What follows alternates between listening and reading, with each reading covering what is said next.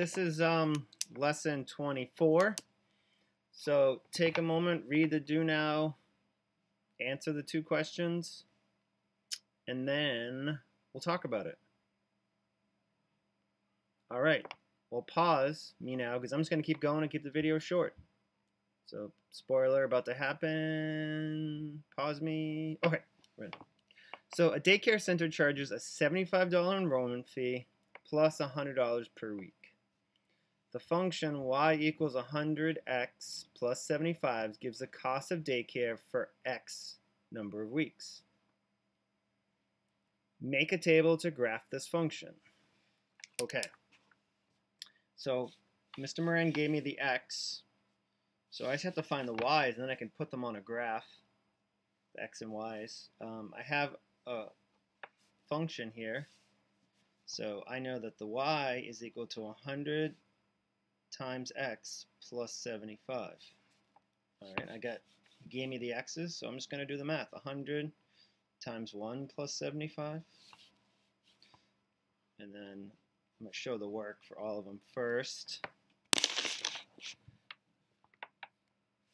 Then 100 times 3 plus 75. 100 times 4 plus 75. 100 times 5 plus 75. And 100 times 6 plus 75. If I do the math right, I get $175 after 1 week. 2 times 100 plus 75 is 275. 375. 475. 575. 675. Great. All right. Now we could make a graph of this function because we could plot 1, 175, 2, 275, 3, 375, and we can get a picture of what this graph looks like. Question 2. Is this function a linear function? There's 2 ways to explain. The answer is definitely yes, right? It is a linear function. We learned in last class, we can look for a constant rate of change in the x. At the same time, a constant rate change in y is happening as well. And there is a constant change in both. You're adding 100 as you add 1. So yes, because there is a constant change in x and y.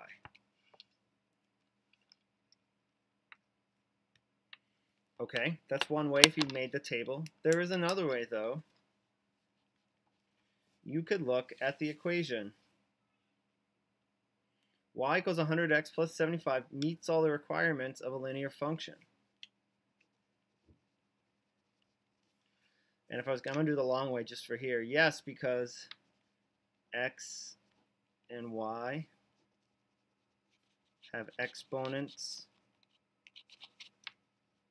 of 1. They are not multiplied together.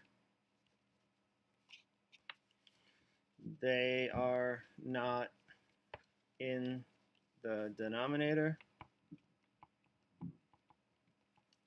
Exponent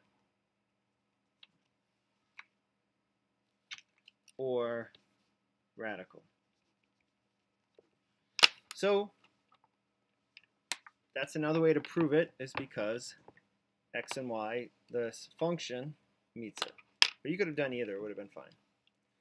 All right, just to recap from last class. In 4.1, we were trying to identify whether something will be a linear function or not. And we studied 3 of its forms. In a table, just like in the do now, we can look for a constant rate of change. It has to be in both x and y, a constant change in both. That will be a line. You have to look at a graph and decide if it's a linear function or not. This is a function. It passes the vertical line test. And it's a straight line. So that's yes. That's a linear function. And the last one, which we focused on, was understanding that you can look at an equation and know if it's a linear function or not. And these are the requirements that I talked about, and here are some examples. So that's a linear. X and y both have exponents of 1. They are not being multiplied together, and they do not appear in the denominator, exponents, or radical sign. All right? Great. Sure. That was what we did last class. Homework was kind of identifying linear functions, right? And you said a bunch. I'll just hit a couple. In 9, yes. 10 is yes, linear. This one's no because of the x to the second. This one's a yes.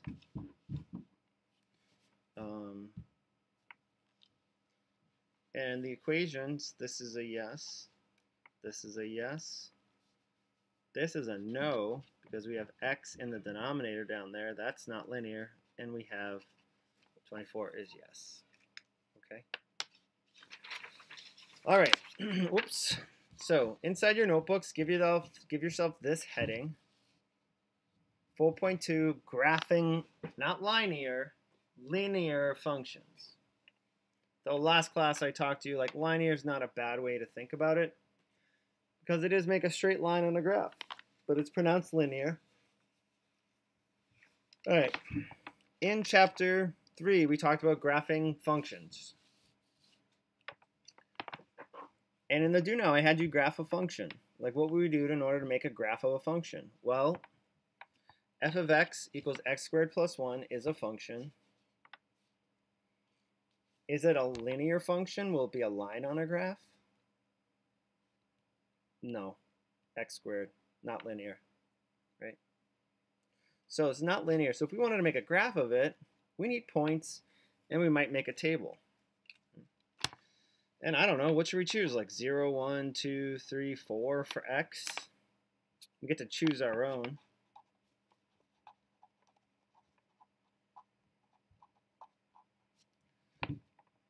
And then we're going to plug them into the rule and get a y value out because f of x is the same as y.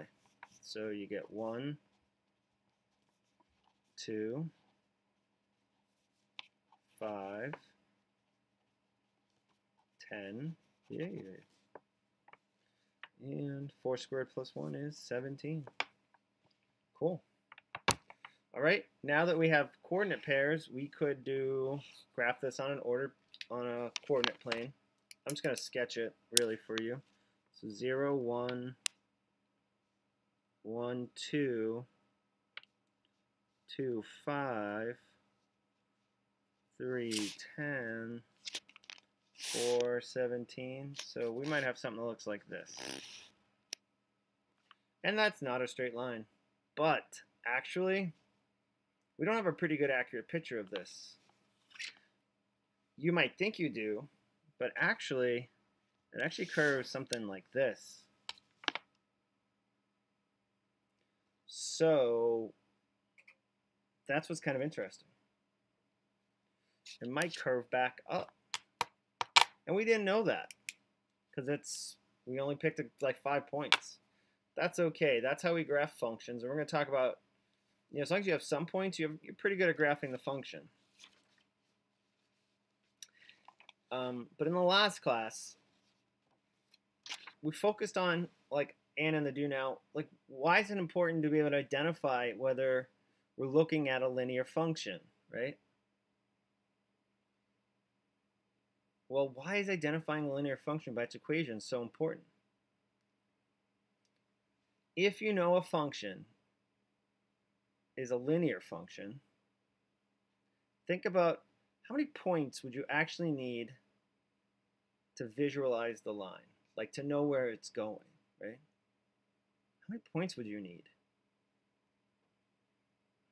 I don't know, Mr. Moran. How many points would I need?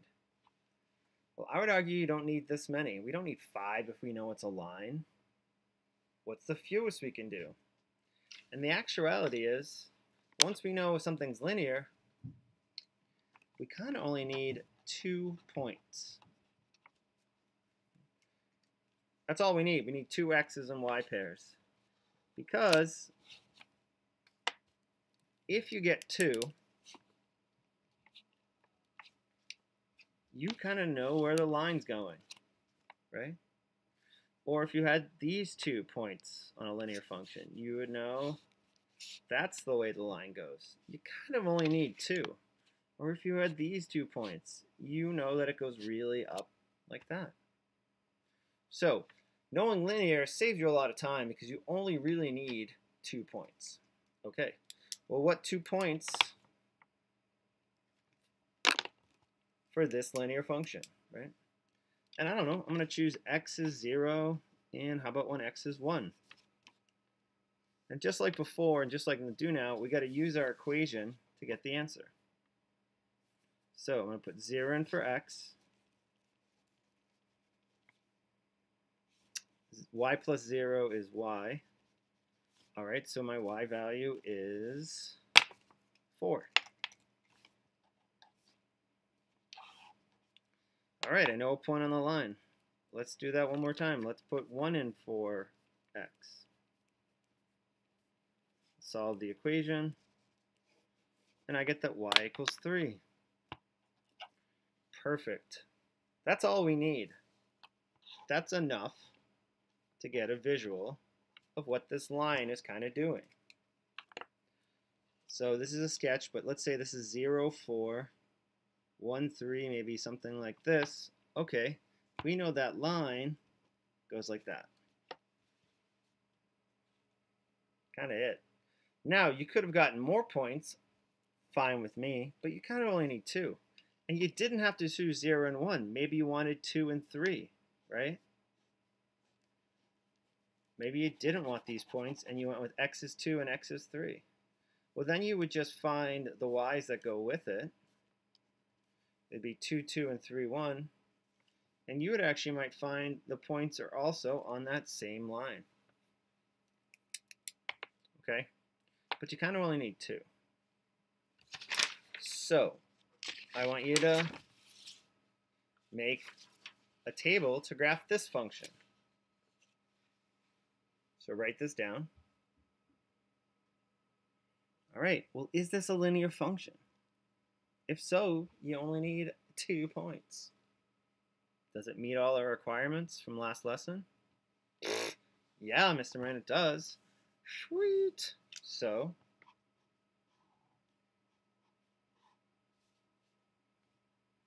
I don't know, let's choose 1 and 0 again for this one. You put 0 in,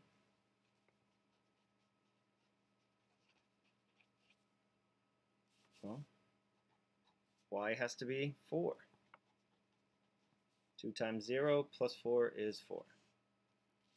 And I don't know, could have chose 1. Sure. Y equals 4 plus 2 times 1. 4 plus 2 times 1 is 2. So y equals 6. Bajamo. That's it. We've got enough points. 2 is enough. It's a line. That's all you need. Yay! All right.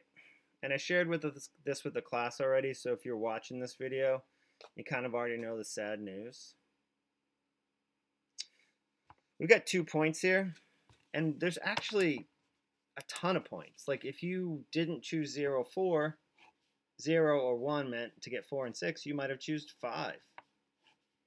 And I don't know, 10. So if you put 5 in, 2 times 5 plus is 14. You put 10 in, 2 times 10 is 20. Okay. Maybe you found these 2 points. Maybe you found other points that I just didn't list. That is awesome. But there's the sad news. There are an infinite number of points on a linear function. Like they go on forever. 514, 1024, 1122, 1126, 1228. There's so many. Infinite enough. And here's the sad part. Of all the points that you can find on a line, infinite, mathematicians, this is sad, get ready, only gave 2 of them names. Sad, right? Because if you think, well, and that's kind of like if you if your parents had infinite number of kids and only gave 2 of them names, like everything else is just, hey, you point. No, no, not that point. That point over there. No, no, no. The kid behind you, the 3 rows back, that kid. You know, but oh, the 2 special ones, they get names. Meh, meh, meh. Okay. So the 2 that we gave names to are the x-intercept and the y-intercept. Those are the 2. There are 2 points that we gave names to. Right. And I wanted you to add this to your notebook. Right. And I'm going to mark off the 2 special points. These are the 2 points for any line that mathematicians gave names to. This point, where it crosses the y-axis, we gave it the name the y-intercept. Intercept makes sense because it kind of, this is where the line crosses that point, the y-axis. It like intersects it. Boom. So we call it the intercept. And this point down here is the other one we gave a name to, and that is our x-intercept, because that's where the line intercepts the x-axis. Right. You're going to see me write x-int, y-int just to be lazy. So if you want to write a nickname x-int, I'll know that's x-intercept. All right. So the definition of a y-intercept is the point where the line crosses the y-axis. And for this line, it's right there. The x-intercept, which I said, is the point where the line crosses the x-axis.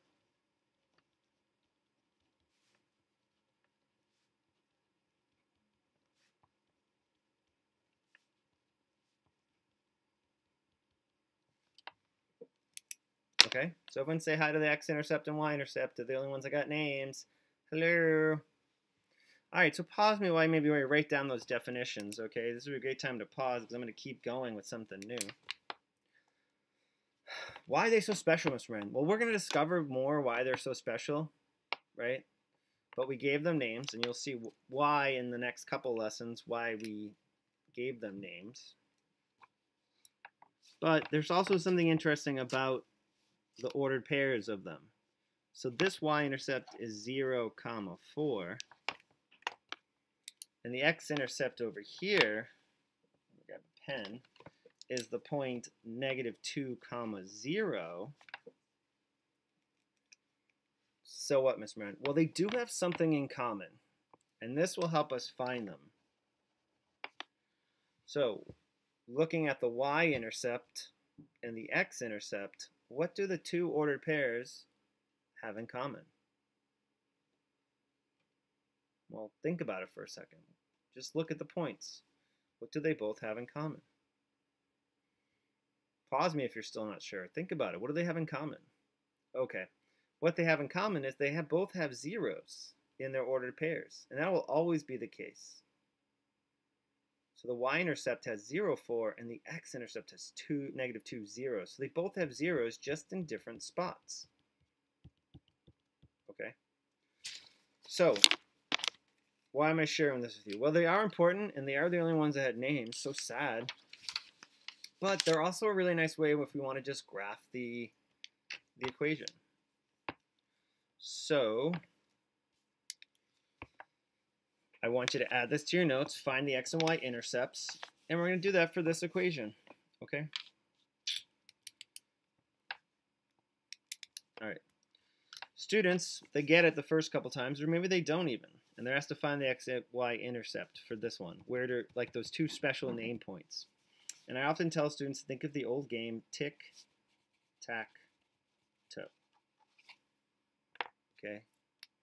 And I'm sure you've played it, right?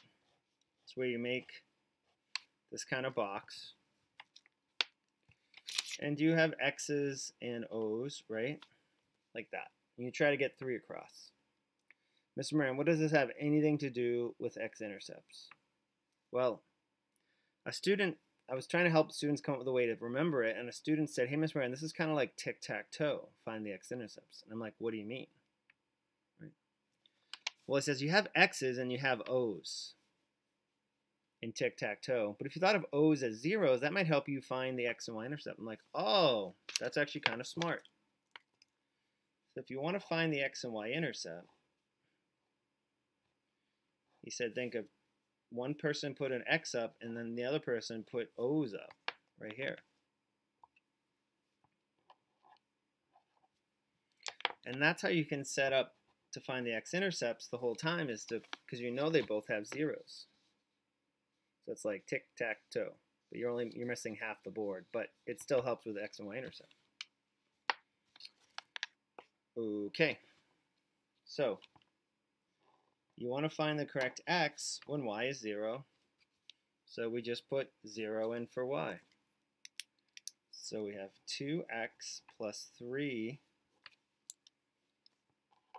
times 0 equals 12. So put 0 in for y. Do the math. So 2x plus 3 times 0. 3 times 0 is 0. So you get just left with 2x equals 12 on this side. And then if you divide both sides by 2, x is 6.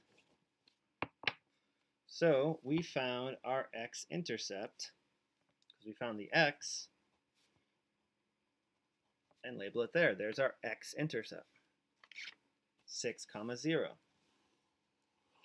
Okay, now we just do kind of the same thing, but when x is 0. So we get 2 times 0 plus 3y equals 12.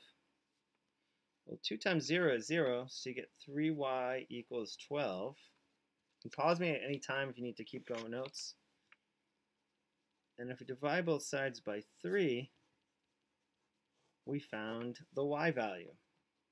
When x is 0, it's 4. Since we found the y, we found our y-intercept.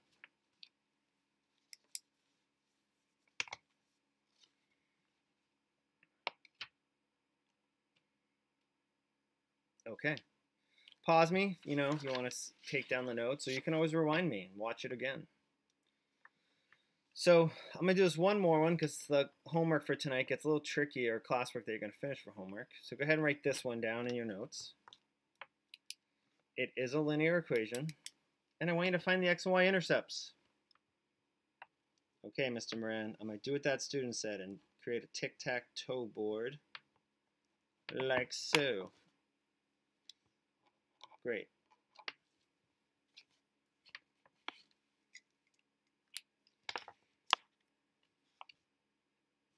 So when y is 0, what's x?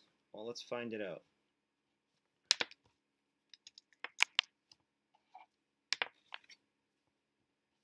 I'll put y0 into our equation,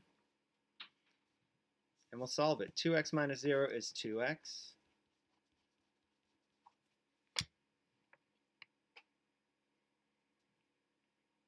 And then students are like, 2x equals x. I can't solve that, Mr. Moran. That wasn't like the first one. And then I say, oh, yeah, you do. That's what we did in chapter 1. How do you solve an equation when there's x on both sides?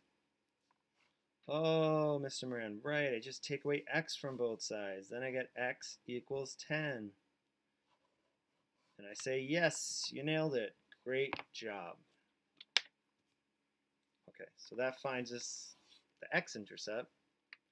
Now we got to find the y-intercept. So I'm going to put 0 in for x.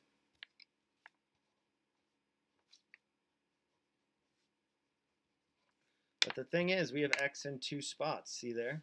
But that's fine. I'm just going to put 0 where x is there and 0 where x is there. Okay, and that's why I show this one, because it's a little tricky. But we get to practice our equation solving. 2 times 0 is 0. Minus y equals 0 plus 10 is just 10. So we have negative y equals 10. And remember, there's really a 1 in front of the y, so it's negative 1y equals 10. We'll divide both sides by negative 1. and we find that our y-intercept is -10.